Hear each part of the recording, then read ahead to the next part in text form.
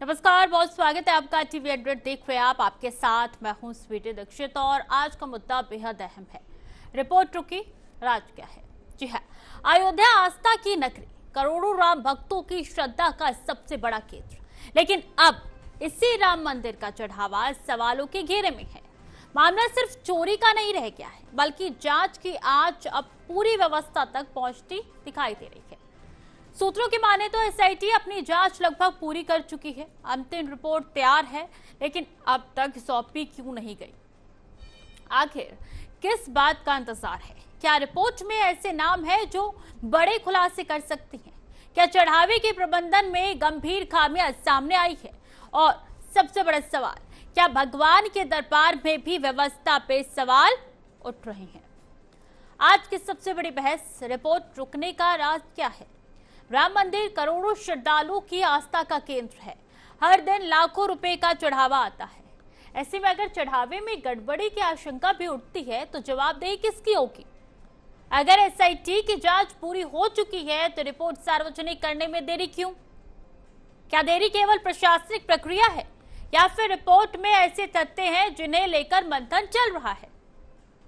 क्या चढ़ावे के रखरखाव, गिनती और सुरक्षा व्यवस्था में गंभीर खामियां सामने आई है? क्या पूरे सिस्टम की जवाबदेही तय होगी या कार्रवाई केवल निचले स्तर तक सीमित रह जाएगी? क्या राम मंदिर जैसे बड़े धार्मिक संस्थाओं में चढ़ावे की निगरानी के लिए और अधिक पारदर्शी तथा तकनीकी व्यवस्था की जरूरत है? तो राम मंदिर केवल एक मंदिर नहीं, करोड़ों लोगों की आस्था का प्रतीक है। इसलिए यहाँ होने वाली हर व्यवस्था पर जनता का भरोसा बना रहना सबसे जरूरी है। यदि किसी स्तर पर अनियमितता हुई है तो निष्पक्ष जांच और पारदर्शी कार्रवाई ही विश्वास को मजबूत करेगी। वहीं यदि जांच में किसी प्रकार की गड़बड़ी नहीं मिलती है तो उसे भी स्पष्ट रूप से सामने लाया जाना चाहिए। जब तक एसआईटी की आधिकारिक रिपोर्ट सार्वजनिक नहीं होती तब तक किसी व्यक्ति या संस्था को दोषी मानना उचित नहीं होगा। लेकिन ये सवाल जरूरी बना रहेगा कि रिपोर्ट में आखिर ऐसा क्या है जिसकी वजह से उसका इंतजार लंबा होता जा रहा है। इसी पे चर्चा करेंगे, तमाम मेहमान भी हमारे साथ जुड़ेंगे। लेकिन सबसे जरूरी यही है कि जब एसआईटी की तरफ से पहले भी कई वक्त दिए गए थे कि इस वक्त पर रिपोर्ट सौंप दी जाएगी, तो आखिरकार रिपोर्ट अभी तक क्यों नहीं सौंपी गई और कितना वक्त लगेगा रिपोर्ट सौंपने में? तो ये सबसे अहम हो जाता है, जहां कि कितना वक्त लगेगा पूरे रिपोर्ट को सौंपने में। चलिए, तमाम मेहमान हमारे साथ जुड़ चुके हैं। सैयद एहसान अली राजनीतिक विश्लेषक है, बहुत स्वागत है सर आपका टीवी अपडेट पे। हैदर अली सपा के नेता है, बहुत स्वागत है हैदर अली जी आपका भी टीवी अपडेट पे। और डॉक्टर विकास वर्मा प्रवक्ता है बीजेपी के, आपका भी बहुत स्वागत है डॉक्टर विकास वर्मा। सबसे पहले मैं शुरुआत आप ही से करूंगी, इतना देर क्यों हो रहा है? आखिर जब एसआईटी की तरफ से डेडलाइन दे दी गई है, कितने दिनों में रिपोर्ट मिल जाएगी, तो ऐसी क्या चीज है? या तो जनता से छुपाई जा रही है या फिर सामने किसी न किसी को बचाया जा रहा है? देखिए, ऐसा है कि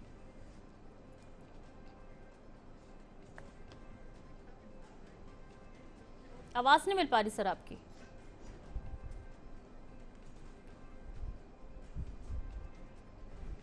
आवाज नहीं आ रही डॉक्टर विकास वर्मा जी आपकी। अब आ रही है आवाज? जी बिल्कुल आ रही है, बात रखिए। तो जो एसआईटी की रिपोर्ट है वो एसआईटी का गठन ही इसलिए हुआ है कि हम हर तथ्य को, हर पहलू को पूरी प्रामाणिकता के साथ जांचेंगे। जांचने के बाद उसकी रिपोर्ट पटल पे रखी जाएगी जो सबके लिए उपलब्ध होगी। अभी जब वो पूरी हो ही नहीं पाई है तो पहले कैसे प्रकाशित कर दी जाए? यानी इससे तो ये तो प्रसन्नता का विषय है कि बहुत गहराई से जांच हो रही है। और अगर जांच नहीं हो रही होती तो गिरफ्तारियां क्यों होती हैं? तो 17 लोगों को जांच के दायरे में रखा गया, वो क्यों रखा जाता? सीएम योगी आदित्यनाथ को जब जानकारी मिली थी कि कुछ ना कुछ गड़बड़ है, तब उन्होंने मंच से बोला था 15 दिन दीजिए, 15 दिन में रिपोर्ट सामने आ जाएगी। वो 15 दिन हुए नहीं है, शायद 1 महीना तो हो चुका है। देखिए, ऐसा है कि 15 दिन में जो प्रोग्रेस हुई है वो कम नहीं हुई है, पर उसमें गंभीरता इतनी ज्यादा है। ये तो यही तो बात है, ये देखने का तरीका है कि जो सीएम योगी जी ने कहा, रिपोर्ट जब वहां करने गए तो मालूम चला कि इसमें जांच की और आवश्यकता है। क्यों? क्योंकि वो और कौन कौन से वल्नरेबल पॉइंट थे सबकी चेकिंग हो। क्या साजिश है या कोई व्यक्ति की लापरवाही है या व्यक्तियों की समूह की लापरवाही है। अरे तो जितना हो गया उतना तो लाइए जनता के सामने, क्योंकि जनता के पैसे गायब हुए हैं, जनता की पूरी भागीदारी है। जनता क्या चाहती है? जनता ये चाहती है कि उसको आज की रिपोर्ट की पहले आज का मिले फिर कल का मिले। ऐसा नहीं होता। जनता तो चंपत राय की असलियत भी जानना चाहती है, वो सामने आई। देखिए, चंपत राय जी की असलियत तो दुनिया के सामने है। चंपत राय जी एक डेडिकेटेड आरएसएस के प्रचारक रहे हैं, और चंपत राय जी इस जो काल कोठरी है ना, काजल की कोठरी, इससे निष्कलंक निकलेंगे, ये दुनिया जानती है। तो ये सर तो चंपत राय करने डेडिकेटेड थे, चलिए ठीक है मैं मान लेती हूँ डेडिकेटेड थे, लेकिन उनकी नाकों के नीचे से इतने दिनों से लगातार घोटाले हो रहे थे, भनक तक नहीं लगी। देखिए, भनक 40 तक से नहीं, 45 दिनों का सीसीटीवी फुटेज गायब, भनक तक नहीं लगी, क्यों? देखिए हाँ ऐसा है ना, देखिए भनक तक नहीं लगी, इसके लिए खाली वही जिम्मेदार नहीं है। का कार्य क्षेत्र इतना बड़ा है और उसके अंदर बहुत लोगों की और भूमिकाएं हैं। लेकिन ये कह देना कि नहीं अगर हुआ है तो उन्होंने किया, ये गलत है। अब ये जब जांच होगी तो सामने स्पष्ट दिखेगा कि किनकी भूमिका है इसमें। उनकी भूमिका कहां तक है वो तो सबको दिख ही जाएगा कि उनका विपक्ष कहां कह रहा है तक कि छोटी मछलियों को आप लपेटे में ले रहे हैं, बड़ी मछलियों को छोड़ रहे हैं। ये आपका सोचना बिल्कुल गलत है, क्योंकि रिपोर्ट अभी सामने आई नहीं। तो चाहे बड़ी मछली, चाहे छोटी मछली, चाहे मगरमच्छ या डॉल्फिन, इसकी बात करने से कोई लाभ नहीं, क्योंकि रिपोर्ट सामने आने के बाद ही आपको पता चलेगा कि छोटी मछली या बड़ी मछली। ये व्यक्ति की बात है, व्यक्ति का दुर्गुण है जिसने चोरी करी। उसके लिए आप किसी धर्म को या उस व्यक्ति को नहीं कह सकते जिस व्यक्ति के लिए आप कह रहे हैं कि वो जिम्मेदार है, उन्होंने चोरी नहीं करी, ये बात सामने आ जाएगी। तो ये बताइए कि बड़े अधिकारी को रखा क्यों जाता है? देखिए, बड़े रखा जाता है ना, बिल्कुल रखा जाता है। ये इसका पेट में दर्द किसके है? उन लोगों के पेट में दर्द है जिनका तो पेट में दर्द क्यों नहीं होगा? जनता का पैसा है, दिन रात जनता का पैसा चोरी, पेट में दर्द क्यों नहीं होगा? आपका पैसा नहीं लगा, मेरा पैसा नहीं लगा, वहां सबका पैसा लगा है। हम सबका पैसा लगा है और हम सबके पैसे से वहां जो तैयार हुआ है वो दिख भी रहा है सबको कि वहां क्या बना है। तैयार हुआ उसकी सबने प्रशंसा की, लेकिन तैयार होने के बाद जो गायब हुआ उसकी भी जवाबदेही सरकार की होगी ना, एसआईटी की होगी। उसकी जवाबदेही के लिए तो रिपोर्ट आएगी। चलिए ठीक है, मतलब जब तक वो रिपोर्ट पटल पे नहीं आ रही, जब तक वो रिपोर्ट पटल पे नहीं आ रही, आप अभी क्या हो रहा है कि एक ऐसा नैरेटिव सेट करने की कोशिश हो रही है कि आस्था को भी जोड़ लो और कुप्रबंधन को भी जोड़ लो। लेकिन किसी भी हाल में जो सनातन धर्म है उसकी आस्था टिकने वाली नहीं। ये वो लोग इस तरह की बातें कर रहे हैं जिनका ना राम जी पे भरोसा, ना राम सेतु पे भरोसा, जो राम जी को खुद एक काल्पनिक चरित्र मानते थे, वो लोग इस तरह के प्रश्नों को उठा रहे हैं और जल्दबाजी कर रहे हैं ताकि वो कुछ इससे माइलेज या फुटेज उठा ले।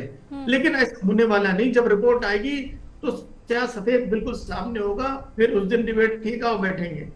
ठीक है सैयद एहसान जी, आखिर क्यों जल्दबाजी है? जांच हो रही है इसलिए रिपोर्ट में देरी हो रही है, तो जल्दबाजी किस बात की? निष्पक्षता चाहिए, वो देगी एसआईटी, भरोसा नहीं है क्या?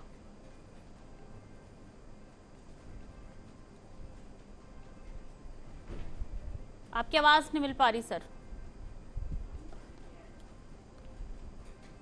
आ रही है जी। मर्यादा पुरुषोत्तम राम जी को इस मामले में बार बार उनके नाम को घसीटा जा रहा है, और सबसे पहले जो मेन बिंदु है उस पे आप बिल्कुल गंभीरता से ध्यान नहीं दे रहे हैं, जो भी लोग उस पे जुड़े हुए हैं। पहली बात तो यह है कि जिस वक्त पूरे देश के अंदर नोटबंदी आई, नोटबंदी से महिलाएं और पुरुष जितने भी थे, जो घर परिवार जो उनका छोटा मोटा था वो डिस्टर्ब हुआ, लोगों का सुकून छिना। उसके बाद फिर जो है नोटबंदी के बाद जो है मामला आया जो है उसका कोरोना काल का। कोरोना काल में भी लोग परेशान हुए, लेकिन उस सब परेशानियों को से दूर हटके लोगों ने अपनी आस्था को मर्यादा पुरुषोत्तम राम जी के साथ में जोड़ने का पूरा प्रयास किया, और अपनी उसी बचत में से, अपने उसी बजट में से, छोटी छोटी बजट में से लोगों ने कहा कि नहीं हम दर्शन भी करेंगे और हम जरूरत के हिसाब से अपने मतलब हिस्से से ज्यादा हम चढ़ा के भी आएंगे और स्वेच्छा से दान भी देंगे। लोगों की वो आस्था के साथ खिलवाड़ जो हो रहा है उस पे किसी का ध्यान नहीं जा रहा कि अंतर आत्मा से लोग कितना दुखी हैं। मतलब लोगों ने अपने उस पैसे को, जिस पैसे का इस्तेमाल उनके जीवन यापन के लिए होता था, उसमें से निकाल के उन्होंने कहा कि नहीं, हम वहां तक किराया भाड़ा लगा के जाएंगे भी और भव्य मंदिर का दर्शन भी करेंगे और उसमें जो भी हो सकेगा स्वेच्छा से हम देंगे भी। वो सारी चीजें लोग गए और दे के आए, और देना भी चाहिए। मंदिर मस्जिद होता किस लिए है भाई, सबके उससे चलता है। लेकिन उस भावनाओं के साथ जो खिलवाड़ हो रहा, आम जनमानस की भावनाओं के साथ, वो भी बड़ा मतलब दर्दनीय है कि उसको जो है, पहले आप समझिए कि छोटा बच्चा भी गया हो, उसने भी 10 रुपए डाला, बुजुर्ग गया उसने भी 500 रुपए डाला, उससे नहीं मतलब है। लेकिन जो सबकी आस्था जुड़ी हुई है, उस आस्था का सम्मान करिए। जितने भी लोग इस आंदोलन से जुड़े हैं, जितने भी लोग उस मैनेजमेंट से जुड़े हैं, सब लोगों को ध्यान देना चाहिए कि ये आम जनमानस की आस्था है। इसका अगर कोई भी गड़बड़ी होगी तो उसका कोई क्षमा नहीं है। वो आम जनमानस का दिल दुख जाएगा, उसका नुकसान बहुत लंबा हो जाएगा। हाँ, बिल्कुल। और वही हो रहा है कि जनता के पैसों का जवाब, हिसाब आप दीजिए, किसी भी रूप में दीजिए। हैदर अली जी, आपका रुख करना चाहूंगी। ये जो पूरा चक्र चलता हुआ नजर आ रहा है, यहाँ पे साफ तौर पे सत्ता पक्ष, देखिए, ब्लेम कह लीजिए या फिर सवाल उठाने तो लाजमी है यहाँ पर, और कह ये रही है कि आपका 1 रुपए गया नहीं है चंदा में, तो आप इतना क्यों बौखला रही हैं? देखिए, ऐसा है, उनकी बात अगर इसको व्यवहारिक रूप से देखी जाए तो मेरे लिए तो कम से कम सही है। व्यवहारिक रूप से मुझे बहुत ज्यादा इस पर बोलने का अधिकार नहीं है, लेकिन सामाजिक रूप से मेरे बहुत सारे हिंदू दोस्त हैं जिनके साथ से भी बोलने का अधिकार है आपका। जी जी, बहुत शुक्रिया आपका, आपके इस बड़कपन का बहुत शुक्रिया। तो उनकी जो भावनाओं से खिलवाड़ हुआ है, तो जब मेरे दोस्त आकर मुझसे रोते हैं, परेशान होते हैं और बताते हैं, फिर वो पूछते हैं कि यार ये ऐसा ऐसा ऐसा ऐसा क्या तुम्हारे यहाँ भी होता है? तो मैं उनको बताता हूँ। तो अब ये जो अभी आपने प्रश्न किया, एसआईटी की जो रिपोर्ट है वो लेट क्यों हो रही है, तो एसआईटी की जो, अब मुझे तो लग रहा है रिपोर्ट जो लेट की जा रही है उसको इसलिए किया जा रहा है, सेटिंग इन्वेस्टिगेशन टीम बन गई है, ये अब सेटिंग कर रही है। अभी आदरणीय विकास वर्मा जी ने आपके सवाल का बड़ा स्पष्ट जवाब दिया, संभवतः हम उनके जवाब को समझ नहीं पाए। उन्होंने अपने जवाब में साफ साफ कहा कि चंपत राय जी बहुत वरिष्ठ आरएसएस के कार्यकर्ता हैं और वो काजल की कोठी से निष्कलंक निकलेंगे, तो उनको निकालने की तैयारी हो रही है। ये एसआईटी इसीलिए लेट कर रही है रिपोर्ट। वर्मा जी अभी से इतने इस बात के लिए आत्मविश्वास से परिपूर्ण हैं, भरपूर नजर आ रहे हैं कि चंपत राय जी को तो इस चीज से हम चंपत कर ही देंगे। वो एसआईटी अपनी पॉइंट्स बनाती होगी कि किस तरीके से इनको निष्कलंक कालक की कोठी से निकाला जाए। तो ये जी देखिए, जी वर्मा जी, आऊंगी मैं आपके पास विकास जी। हैदर अली जी को उनकी बात पूरी करनी चाहिए। जी देखिए, ऐसा है, अब ये खेल हो रहा है और खेला हो रहा है एसआईटी के द्वारा।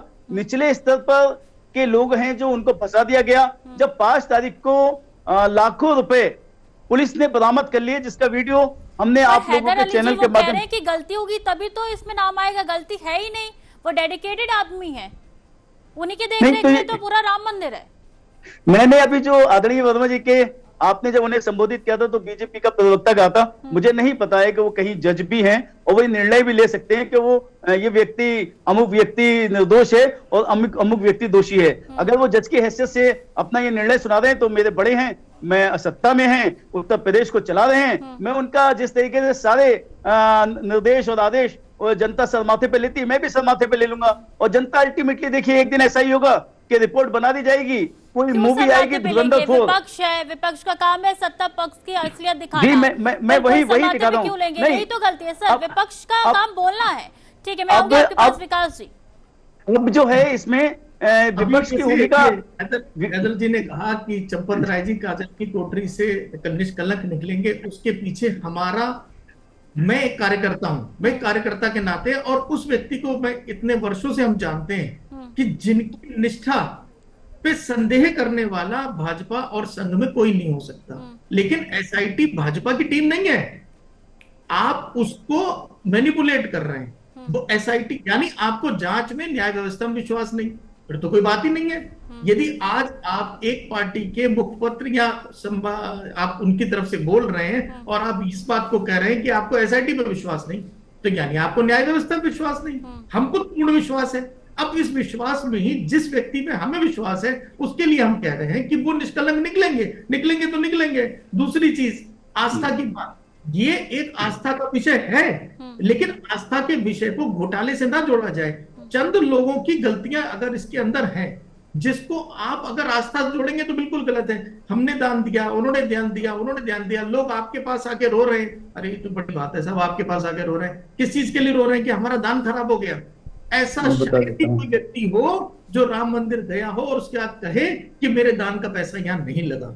देखिए, जो गलती है उसके लिए आदरणीय मोदी जी और आदरणीय योगी जी दोनों ने कहा है जांच की रिपोर्ट आने दीजिए, दोषी बख्शे नहीं जाएंगे। दंड कौन सा होगा? राजदंड भी मिलेगा और धर्मदंड भी मिलेगा। जब हमारी पार्टी के मुखिया, नेतृत्व तो हमारा कह रहा है कि जांच की रिपोर्ट आने दीजिए, दोषी बख्शे नहीं जाएंगे। ठीक है, हैदर अली जी जवाब दीजिए, फिर एहसान देखिए जाऊंगी। देखिए जिन भारतीयों ने राम मंदिर जाकर आपके नेता को कर रहा है। अब आप बताइए। आदरणीय वर्मा जी, आदरणीय वर्मा जी, हमें भी बोलने दीजिए। देखिए, जो हिंदू भाई हिंदुस्तान भर से राम जन्मभूमि पर दर्शन करने गए अपने आराध्य के, वो आस्था थी। और जो उन्होंने दान दक्षिणा दी, उसके साथ जो चोरी और डकैती हुई है, वो आस्था नहीं है, वो कुकर्म है। और उस कुकर्म के लिए विपक्ष बोलेगा और बोलता रहेगा जब तक वास्तविक कुकर्मियों को सजा नहीं मिलेगी। देखिए, सुप्रीम कोर्ट ने, आदरणीय वर्मा जी, मैं नहीं बोल रहा था आपके बीच में, मेरे वक्तव्य को समाप्त हो जाएगी, उसके बाद आप बिल्कुल, हाँ बिल्कुल गिनाइएगा, निश्चित रूप से आप भी उसके लिए स्वतंत्र हैं। देखिए, सुप्रीम कोर्ट ने आदेश दिया था कि भावनाओं के आधार पर राम जन्मभूमि पर राम मंदिर की स्थापना की जाना चाहिए। अब उसमें ये भावनाओं से खिलवाड़ हो रहा है। जो निर्णय भावना के आधार पर होता है, भावनाओं से खेला जा रहा है। वो लाखों करोड़ों हिंदू भाई अपने आप को, निर्माण भावनाओं पे नहीं हुआ है। राम मंदिर का निर्माण ये बहस होकर रह जाती है। पे हुआ है। मैं इस बात पे तो इनका इंतजार ही नहीं करूंगा कि इंतजार मैं इनकी बात का जवाब दूं। राम मंदिर का निर्माण इतिहास के पन्नों से निकले हुए सबूतों पे हुआ है। भावना क्या होती है? कुकर्म किसने किया? कुकर्म तो 500 साल पहले करके गया। अत्याचार भावना नहीं होती तो राम मंदिर का निर्माण कैसे हो जाता? आस्था है तभी तो राम मंदिर का निर्माण हुआ है। भावना नहीं होती तो राम मंदिर का निर्माण कैसे होता? वो तो फिर ऐसे इतिहास के पन्नों पे दर्ज होके रह जाता, फिर तो बाबरी रहती वहां पे। गोली चली वर्मा जी, आस्था भी है सर, ऐसे नहीं बोल सकते। ठीक है एहसान अली जी, एहसान अली जी, ये मामले को देखकर कितना गंभीर हो जाता है कि जो डेडलाइन दी गई है, एसआईटी ने अभी तक रिपोर्ट नहीं सौंपी है। क्यों एसआईटी की जिम्मेदारी नहीं है? ऐसी कौन सी जांच है जिसमें वो फंस के रह गई है? देखिए ऐसा एहसान जी आऊंगे, विकास जी मैं आपके पास 2 मिनट का वक्त दीजिए मुझे। एहसान जी, क्योंकि ये जो है, ये मैटर जो है वो अब धीरे धीरे चूंकि अब दूसरे रास्ते पे निकल पड़ा है। और मैं तो समझता हूँ कि जो हम लोग इसका विश्लेषण कर रहे हैं कि माननीय मुख्यमंत्री जी जो प्रदेश के हमारे हैं, आदरणीय योगी जी जो है, अगर उनका मामला ठीक ठाक चलता होता ना तो 2 दिन के अंदर इसका मामला सामने आ जाता। जिस हिसाब से माननीय योगी जी ने सख्ती के साथ उनसे कहा था कि सामने नहीं पड़ना चाहिए, मेरे सामने हो चंपत राय जी को, और पता नहीं क्या हो गया ऊपर से, उसके बाद फिर जो है मामला धीमा हो गया। नहीं तो वो इसका फैसला तो 2 दिन में आ जाता, इसका फैसला 2 दिन में आ जाता। जानबूझ के मामले को बढ़ाया जा रहा है, उलझाया जा रहा है, बढ़ाया जा रहा है जी। ठीक है विकास। और देखिए ऐसा है, चंपत राय जी के लिए उन्होंने कभी कहा ही नहीं कि इनको सामने बताने दो।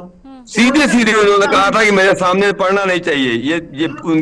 ये उनके मुखारबिन से ये बात सामने आई थी कि मैं अयोध्या जा रहा हूँ दर्शन करने, लेकिन मेरे सामने पढ़ना नहीं चाहिए उनको। बिल्कुल नहीं, ये बात माननीय मुख्यमंत्री जी ने कही थी।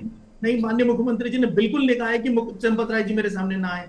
आप देखिए, बात बिल्कुल थी। आप उसको अगर एक न्यूट्रल बेस पे खड़े होकर आप बात को समझेंगे तो ही बहुत बेहतर समझ पाएंगे।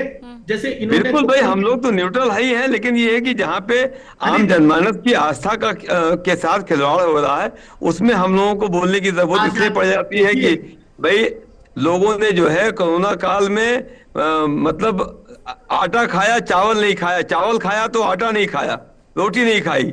इस तरीके से जो है नोटबंदी के बाद लोग परेशान रहे, लेकिन उन्होंने कहा कि कुछ भी हो जाए हम दर्शन करने जाएंगे और अपनी आस्था से ज्यादा ले जाके वहां पे देंगे, और लोगों ने दिया। ये अब उसके साथ अगर कोई चीज हो रही है मतलब जो वो थोड़ा सा सोचनीय है कि नहीं, आप बताइए। आप जी सब लोगों के सोचने की बात है ठीक है। कि अगर इस तरीके देखिए, से एक बात बहुत स्पष्ट है, एहसान अली जी, एक बात बहुत स्पष्ट है।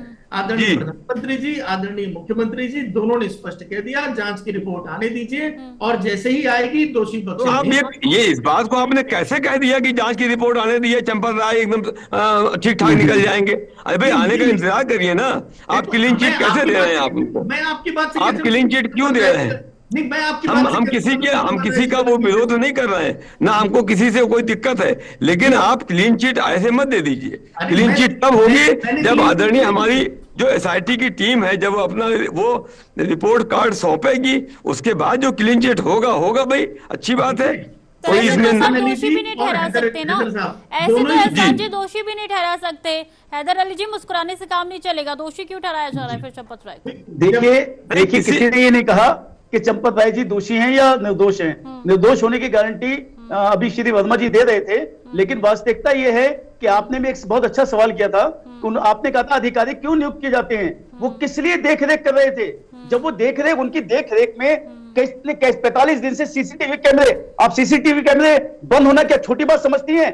पूरी दुनिया में इस तरीके का क्षेत्र है वो कि जहां पे हमें विशेष सुरक्षा का ध्यान रखना चाहिए, वो सुरक्षित क्षेत्र होना चाहिए था। उस सुरक्षित क्षेत्र को असुरक्षित किया गया।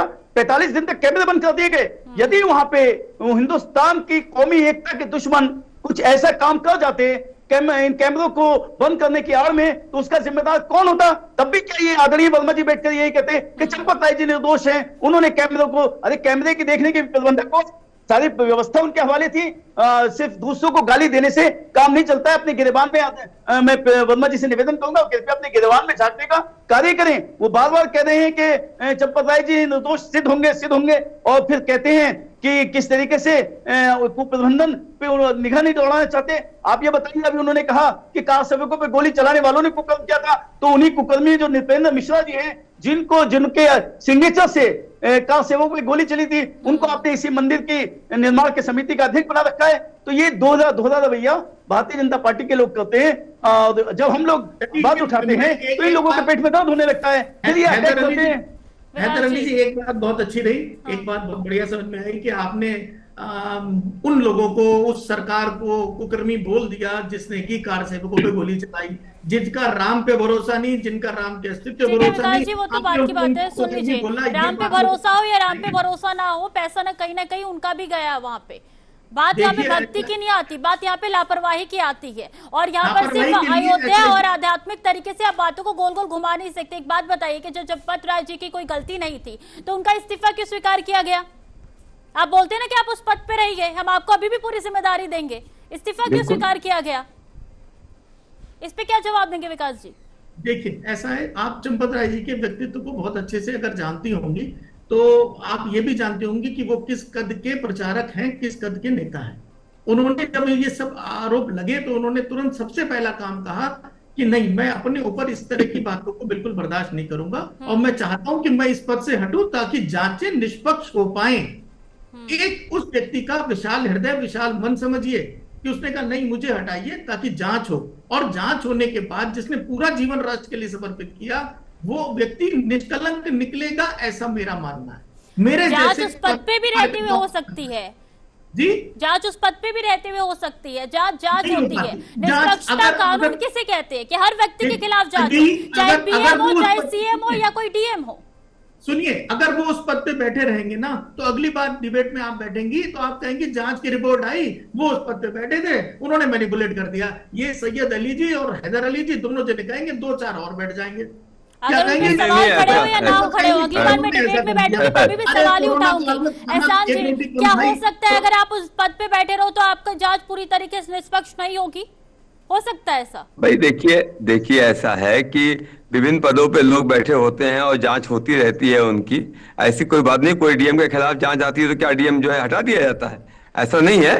जांच तो जांच प्रक्रिया है और उसके लिए कोई ऐसी बात नहीं की जा रही, लेकिन यह है कि इसको बहुत लेट ना करके जनमानस में उसका पटाक्षेप जल्दी से जल्दी हो जाए और आम जनमानस से सहमत।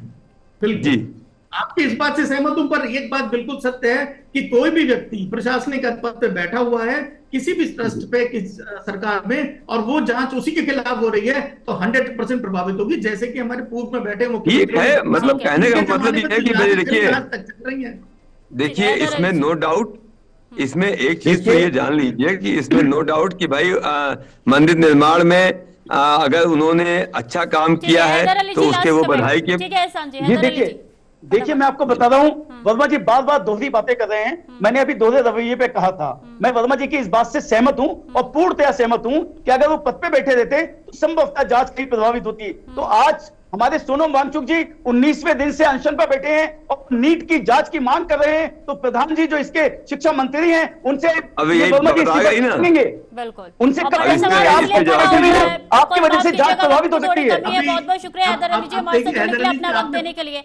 डॉक्टर विकास वर्मा जी बहुत बहुत धन्यवाद, आप हमारे साथ जुड़े, अपना वक्त दिया। और सैयद एहसान अली जी में हमारे साथ जुड़े थे, बहुत बहुत धन्यवाद, आपने अपना वक्त दिया।